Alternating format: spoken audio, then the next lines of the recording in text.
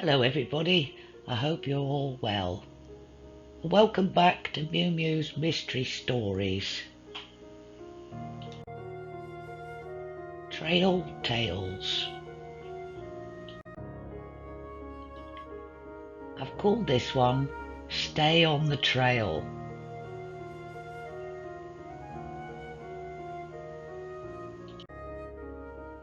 Just recently I was chatting with some friends of mine, Jenny and Bob. They're very experienced hikers, and they told me something about what happened to them while they were travelling in the Northwest Territories. They'd planned a 4-day hike up in the mountains, and they'd left their car and details at the ranger's station.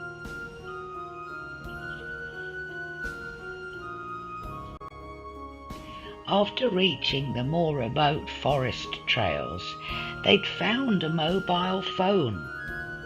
It was locked, of course, but it was in pretty good condition and it still had battery. However, there was no coverage where they were, so they decided to look around to see if they could find the owner, just in case they might still be in the area. They followed a nearby trail that looked pretty well used that led into the forest. As they went deeper into the forest, they called out, "Hello! Hello! Anybody there?" But there was no one. They saw no one, they heard no one. Obviously, the owner of the mobile phone was long gone. So they decided to continue on into the forest.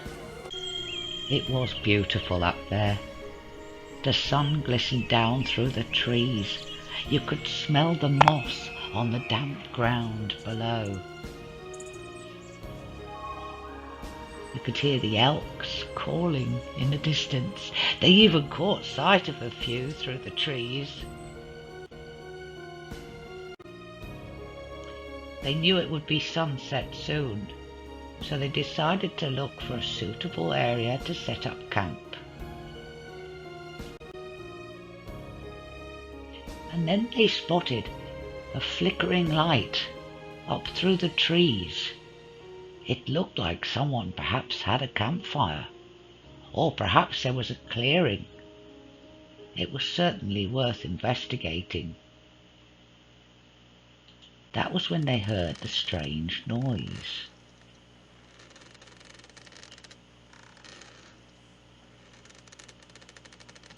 "What's that?" Bob said. "Well, I don't know. Perhaps it's the trees. Come on, let's go and investigate that clearing." So they went deeper into the forest. And there they found a tiny little cabin and a little old lady on a rocking chair, rocking backwards and forwards.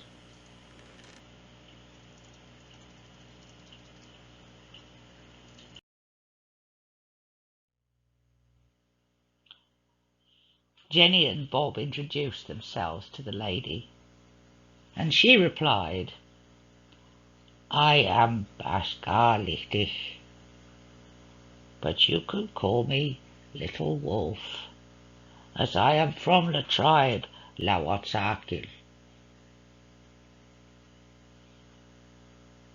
Jenny replied, "Thank you, Little Wolf. I was wondering, have you seen anyone? We found this mobile phone and we wondered if perhaps someone had lost it." The old lady replied, "I have seen no one for a very long time." "Oh," said Jenny, "you should not have left the trail," said the old lady. "Yes, we know," said Jenny.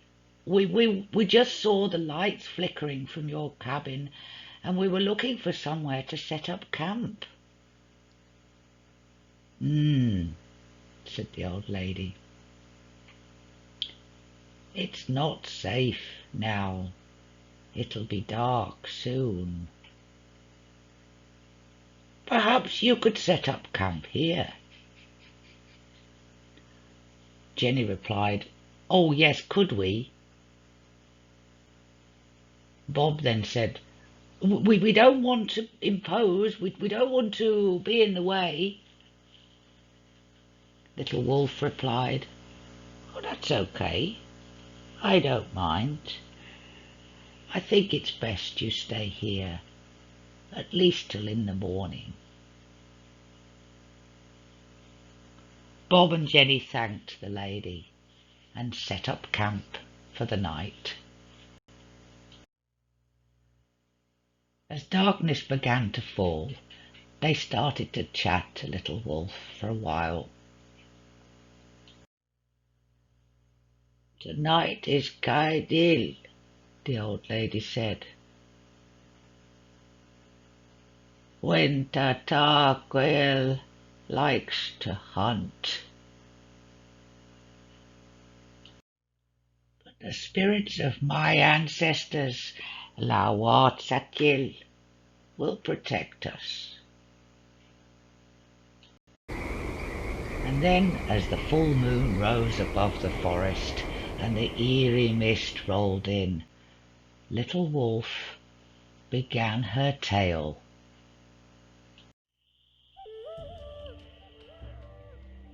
The story of the two young girls who went to gather berries in the forest with the ladies of their tribe. The girls were very tired and had gone a long way and had eaten quite a few of the pickings, as was evident by the blue around their mouths and on their hands. They wanted to go home, and so the leader of the group agreed that they could, and said, "Go straight home. Stay on the trail. Do not go off the path." When the girls were on their way home, they passed an entrance to an enclosed meadow full of lush long grass and beautiful yellow flowers. It looked so peaceful, hardly any breeze, a perfect place to rest a while. So they went in, wading through the grass, breathing the clear perfumed air, and finally lay down to rest in the warmth of the sun, and soon fell into a deep sleep. When the rest of the group arrived home, the girls were not there. Everyone looked, but soon it became too dark to continue the search, despite the light of the full moon. The next day, all the elders and chiefs of the tribes searched for the little girls, and finally came across the meadow, where they saw two paths beaten down through the grass leading in, but no paths leading out. The grass was only bent down in one direction. So they went into the centre of the meadow, and there was a flattened area where the girls had obviously been. But there was no sign of the girls. They had disappeared. Soon they began to realize that the girls had been taken by Tataquil. He was known for taking innocents and children to his lair. Tataquil lived in a very high place, way up in the sky. His home was among the stars. and so they had a meeting to make a rescue plan. They decided they would need a lot of arrows for their bows, and someone suggested making a ladder out of the trees so that they could reach the Tarquil's home. They felled a number of huge hemlock trees because they were tall and straight with few limbs. They made lots of arrows from the hemlock wood. And the beaver, helped. Then they found a perfect cedar to cut wood to make a giant bow. And Achil, the big bear, helped. Then they all started to look to the distant horizon to see where Tarquil's home was. The first to notice where it was the sharp-eyed slug, Tarquilus. He looked up and pointed to the sky and said, "I see, there it is, I see it." But the jealous hawk, who always boasted that he had the keenest eyesight, was so angry he pecked out the eyes of the little slug, saying, "Now I am the one with the sharpest eyesight." And so the poor little slug no longer has eyes on the side of his head, but has to use his feelers instead.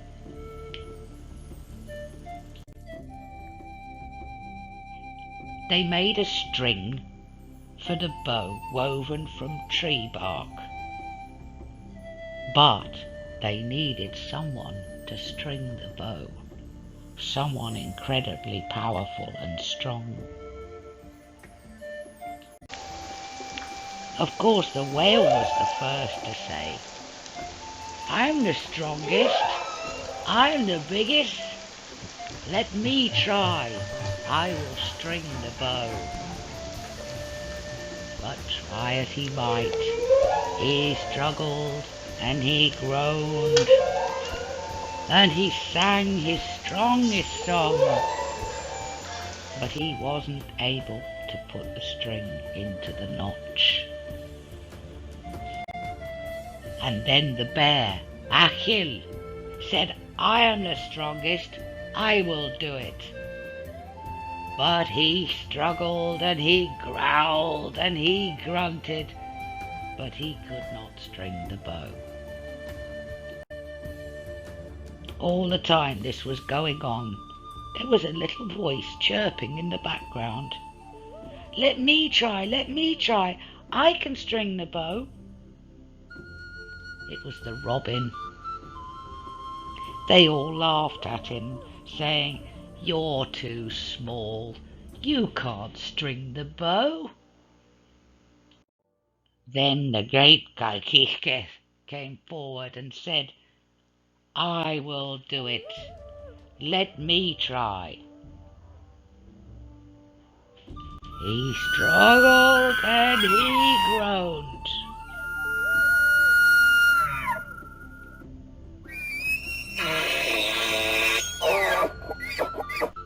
But still he could not string the bow.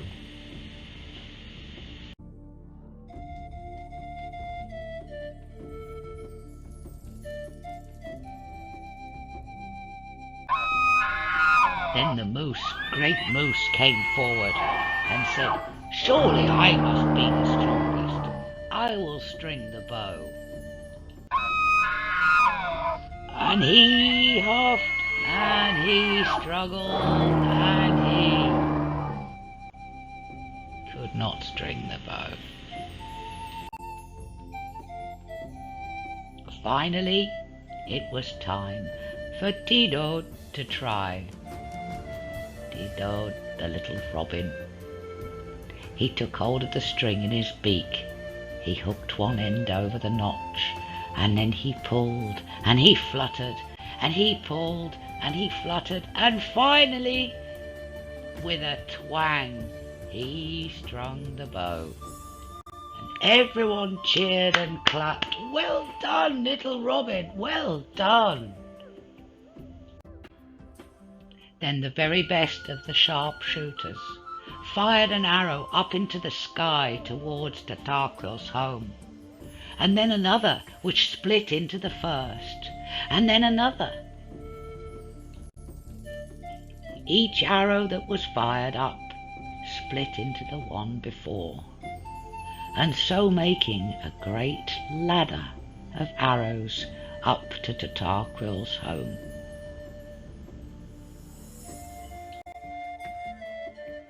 Of course there was much discussion as to who should be first up the ladder, but finally Celechal, the eagle, who was wise and strong, said, "I'll be first, come on, follow me." And so they all climbed the ladder, but as they got higher it got colder and colder, until it got so cold that they just could not continue. So they all came back down, shivering, needing the warmth of a fire. They gathered together wood and kindling, but it was all too damp, and they could not start the fire. Someone looked up and pointed to Tarquil's home. "Look, he has fire there, up on top of the mountain, across that body of water. Maybe one of us could swim across and steal some fire and bring it back." They knew Tarquil was sleeping because they could hear the rumble of his loud snoring. And so Tidode, the brave little robin, said, "I'll fly across, I'll steal some fire and bring it back." But Tidode never returned. They waited and they waited.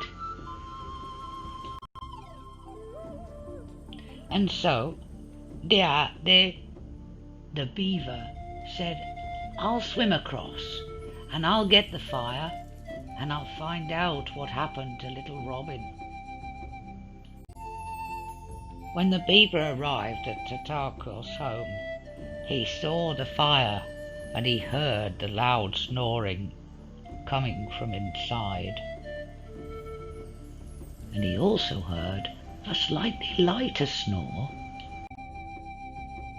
It was Tidode, who'd fallen asleep so close to the fire that his little body was glowing.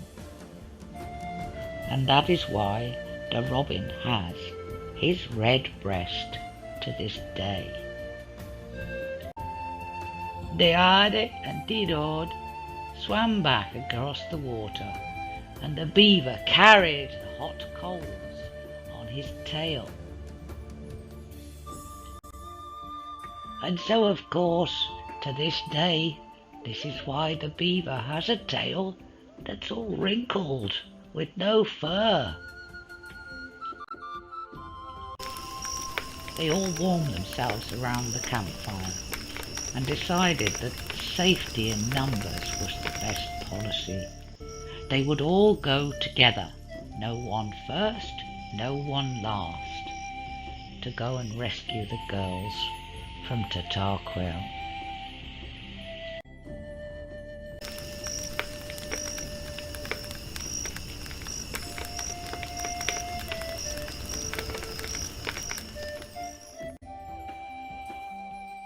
Some flew, and the others swam across the cold waters towards Tarquil's home. However, there was one member of the rescue party who was slower than all the others. It was the skatefish. He had swum down and down and down till he'd reached the bottom of the deep waters.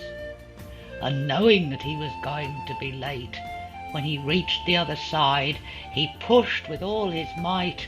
Up, up, up he went, flying out of the water into the sky like a huge kite, landing right down onto Tarquil's front doorstep with a huge plop. Tarquil awoke. "Who is there?" he roared. He looked out, but he could not see anyone. Skatefish lay perfectly still, right in front of Tarquil, who did not see him because he was so well camouflaged. And at that moment, Tarquil yawned and decided to take a pee. Poor Skatefish. And that is why today Skatefish tastes so bitter. Tarquil took a big yawn. And went back to sleep and began to snore. This was their chance. They found the girls, woke them and said, "Shh, come with us, very quietly, don't make a sound." They crept past the giant's huge feet, one by one. But as they did so, the slug, Yacorquidus, was fumbling around in the dark and bumped into a pile of sticks that rolled across the floor, making a loud noise.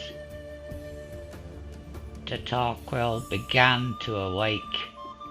They all ran as fast as they could to the top of the ladder. Tarquil awoke. "Oh, ah, who's there?" he cried out loud. Coming out, he stamped across the ground after them.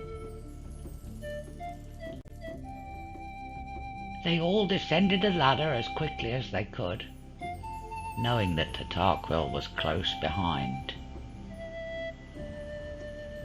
He began to come down the ladder after them, but as he did, the ladder began to break. And Tarquil fell from the stars, landing in a marshy land, making a huge indentation, then shook himself off and went stomping off into the forest.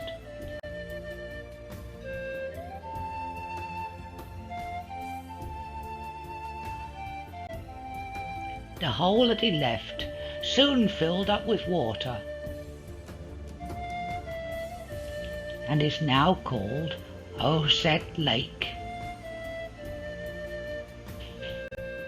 It's home to the tribe of the long-haired dogs. The broken ladder can still be seen in a clear night sky, reminding us of the kite and the beaver and all the heroes like Didod. To this day, they're looking down from the starry heavens. Our ancient ancestors knew the names of them all. The next morning they bid the old lady farewell. Her last words to them were, "Stay on the trail." As they made their way up through the woods, my friend glanced over her shoulder, and instead of the old lady left there in her rocking chair,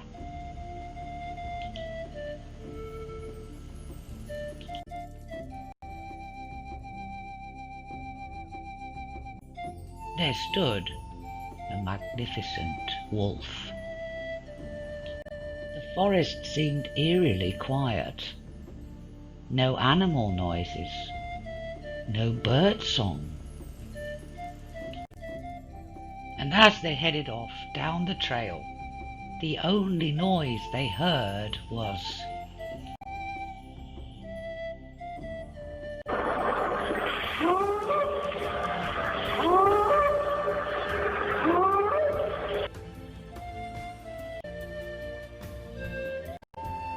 and when at last the ranger's station was in sight, they heard a solitary wolf singing from the forest in the background.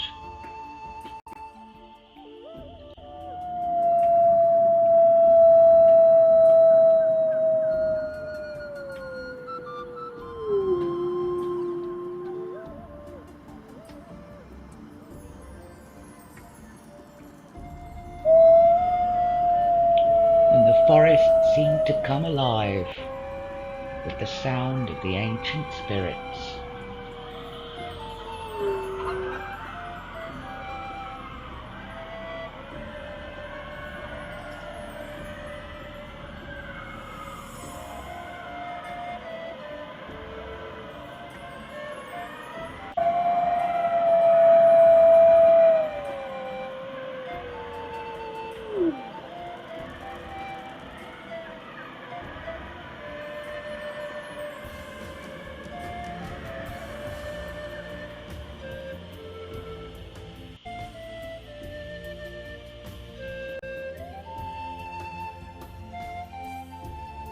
The rangers managed to help them find the owners of the mobile phone, who were very pleased to get it back, but didn't seem to want to explain why they'd left the area in such a hurry.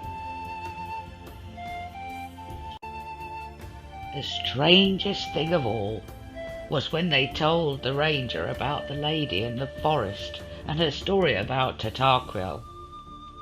He explained that he knew the trails like the back of his hand, having worked there for many years, and that no one lived in the cabin. "You must know who Tatarquil is," he said. Jenny and Bob had no idea. And so the ranger explained that it was the name the local Native Americans used for Sasquatch. He continued, "Sometimes you can hear his call, or even the sound that he made when he broke the bow against the great cedar tree. And to this day, the spirit of Tatarquil wanders in the forest." So thank you everybody for watching, and I hope you enjoyed it. Please do check the description box below. There's lots of links there with some very interesting information and research that I carried out for the original story of the little girls, and also some other sites that I'm sure many of you might find quite fascinating, and a couple of my friends, Ox and Hub, who also helped me put this video together. Hope to see you all soon. Bye.